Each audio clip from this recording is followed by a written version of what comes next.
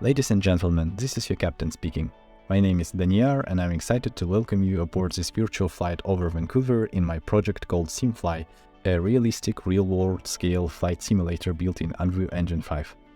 As we take off, you will experience the stunning realism of SimFly's advanced lighting system, with the SunSky object accurately positioning the sun based on your chosen time and day. You'll be amazed by the geoid world model, which perfectly mirrors the real-world terrain of Vancouver and the rest of the world. This is made possible by using Cesium's plugin, the same plugin used by Flight Radar 24 for their 3D world visualization and satellite images sourced from Bing. But what truly sets SimFly apart is its physics engine. The open-source, NASA-approved JSB Sim flight simulation model provides over 23 plane physical models, including the commercial airliner model used in SimFly. This model matches the free visual model of the Boeing 777 MAX, available in the commercial long-range airplane plugin in the Unreal Marketplace. This makes for an incredibly realistic flight experience that you see on the screen.